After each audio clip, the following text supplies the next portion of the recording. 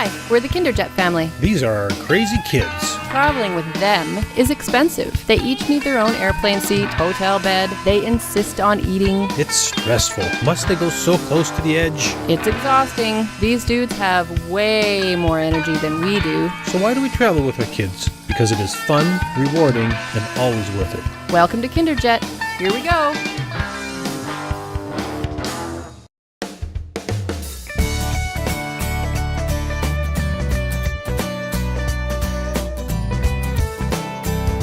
For us, a day at Disneyland was not necessarily the happiest day of our vacation. First of all, it was crowded, there were long lines for every ride, even the not-so-exciting ones. Second, it rained and got cold, we were soaked, we spent a ridiculous amount of time buying hoodies and looking for warm, dry places. Third, we tried to do both California Adventure and Disneyland in one day and ended up overwhelmed and without direction. All of that meant we had a decidedly different experience at Disneyland. One of the reasons we decided to go to Disneyland was to check out the new Cars Land in California Adventure. We have a few fans of the movies in our family, and we've all seen them numerous times. So we made sure we had park hopper tickets and planned to do it all in one day. Well, we were not the only ones who thought this was the place to be. Cars Land is pretty cool for fans of the Cars movies. It's like being in Radiator Springs. There are 3 rides in Cars Land. This one is the most popular, as you can see.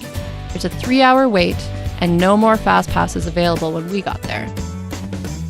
You can pick up a fast pass earlier in the day and come back to a ride at a designated time to wait in a shorter line to get on. When we got there, the fast pass times for most rides were around 11 p.m. We went on the other 2 rides, each with about a 45-minute wait. The lineup areas for these rides were decorated well, but not particularly entertaining. The kids got restless. While waiting in line, we did catch a glimpse of these guys driving by. Just as we got on Luigi's Flying Tires, it started to rain. These tires float around on a cushion of air. You have to lean to steer them, and everyone bumps into each other. It's pretty fun. It would have been more fun without the wind and rain. By the time we got off the tires, it was pouring. The older boys didn't care about the rain and went on another ride. Flicks, Flyers in A Bug's Land. The rest of us huddled under a tree trying to stay dry. It was useless. We started looking for shelter and ended up inside the Disney Animation Building. Turned out to be a highlight of our day, and we never would have seen it if not for the rain.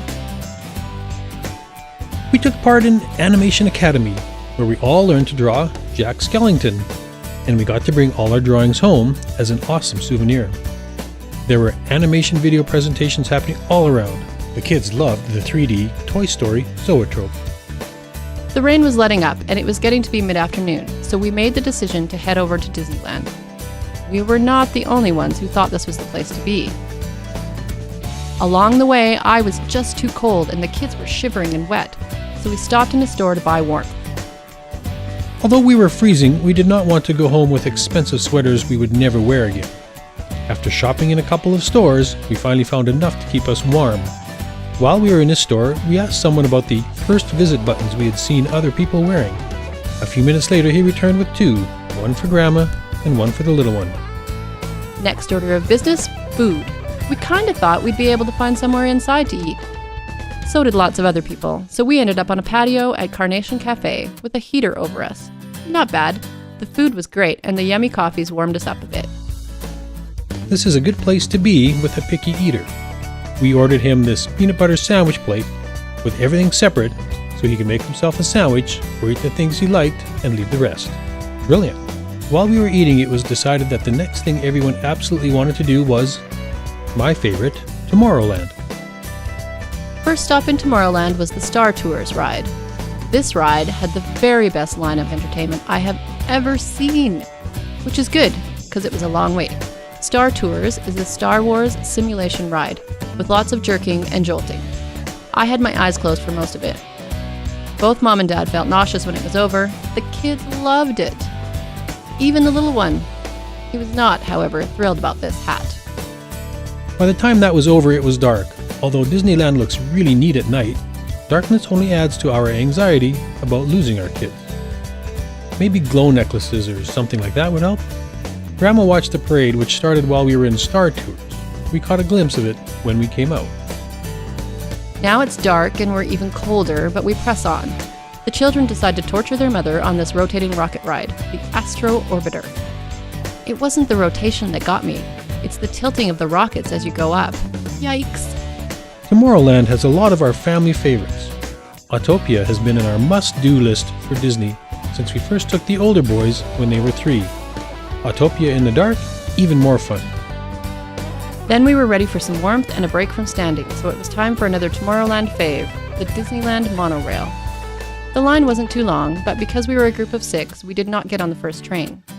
On the next train, they put us in the special compartment at the end, which was awesome. We had the space all to ourselves, a fantastic view surrounded by windows. That turned out to be our last ride of the day. We were getting hungry and cold, but wanted to wait for fireworks. We admired Sleeping Beauty Castle. We strolled past the amazing It's a Small World, all decorated and lit up for the holidays. We wandered through Toontown in search of indoor dining, and finally we found Village House in Fantasyland. Time for hot chocolate and a snack. I was ready to scrap the whole fireworks idea and head back to the warm car and home to our warm beds. I really am the weakest link. But the others persisted, and it was a good thing. Once the fireworks show was over, we turned around and headed for the front gate. So did everyone else. The Disney Animation Building is a great place to stay dry in a storm, but it's also worth a stop on a sunny day. Even though it is extra to carry, I would pack ponchos, an umbrella, maybe even extra socks if there was a chance of rain. Get at least a 2-day pass if you plan to visit both parks. And go early. Highlight for the kids? Star Tours.